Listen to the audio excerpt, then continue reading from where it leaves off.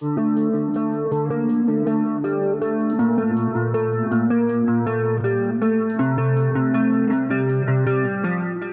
high-profile investigation, a powerful sheriff, and now explosive accusations from someone who knows him best.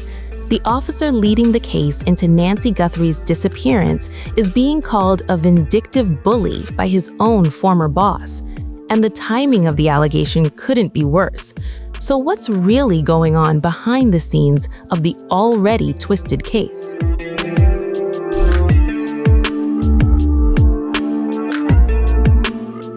The allegations surfaced during a recent episode of Brian Entin Investigates, hosted by Brian Entin. In the interview, retired law enforcement veteran Rick Kastigar, who worked with the sheriff for decades, didn't hold back. His target? Chris Nanos, the man currently overseeing the investigation into Nancy Guthrie. And the claims were blunt. Kastigar revealed he had known Nanos for nearly his entire career, going back to the 1980s. At first, he dismissed complaints from other officers, but over time, his view changed. According to Kastigar, colleagues had long described Nanos as a bully toward subordinates, and when Nanos eventually became sheriff, with Kastigar as his second-in-command, he says he saw it firsthand.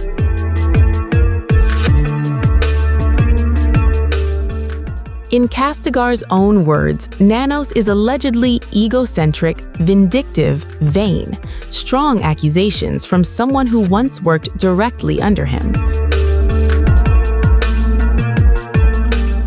But this isn't just about personality. Kastigar says his real concern lies with how the investigation itself is being handled. He claims that in the early stages of the Nancy Guthrie case, Nanos appeared more focused on media visibility than coordination. Instead of prioritizing collaboration with federal agencies like the FBI, Kastigar suggests the approach was more isolated. His concern? That a lack of teamwork could impact the outcome of a critical investigation.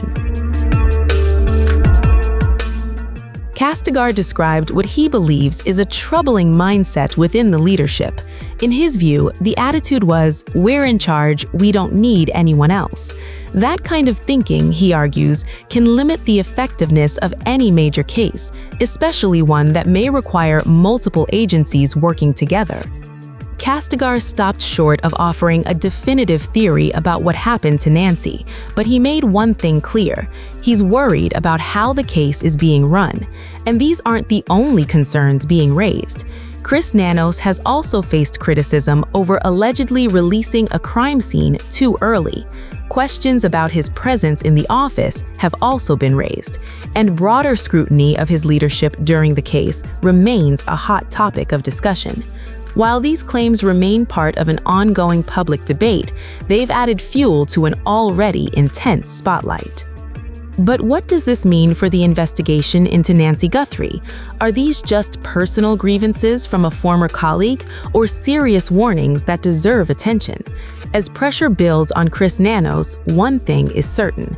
In a case this sensitive, every decision matters.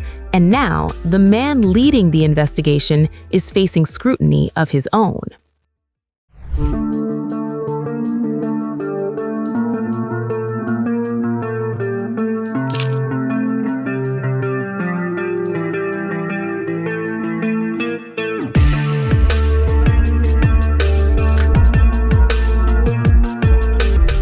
As the search for Savannah Guthrie's mother enters its 7th week, a former senior law enforcement official in Pima County has now shared a grim theory about what may have happened to 84-year-old Nancy Guthrie.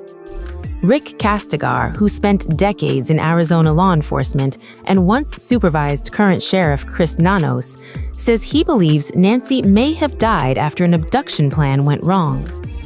Speaking during News Nation journalist Brian Entin's online investigation program, Kastigar suggested more than one person may have been involved in taking Nancy from her home in Tucson.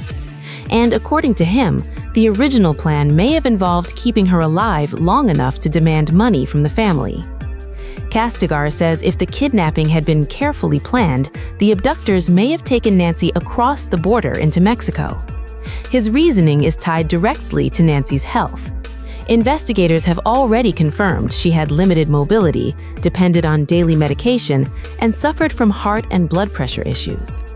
Kastigar said, quote, "What would prevent someone who planned this carefully from taking her into Mexico, where they could theoretically manage her medical needs?"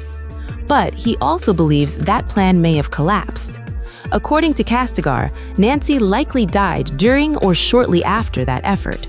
And if that happened, he says the people responsible may have lost the only leverage they believed they had. A lot of investigators, he says, believe money may have been the intended motive. Nancy Guthrie has been missing since January 31st, when investigators believe she was abducted from her Tucson home. Since then, police have released doorbell footage showing a masked suspect along with descriptions tied to the possible abductor. Another troubling detail emerged soon after. Nancy's pacemaker reportedly stopped syncing with her Apple Watch on February 1st. Kastigar also pointed to public statements from the Guthrie family, noting that their appeals have focused on bringing Nancy home without specifying alive. That, he says, reinforces his belief that she may no longer be alive. Still, authorities have not confirmed that theory. And for now, the search for Nancy Guthrie remains active, with investigators continuing to pursue every possible lead.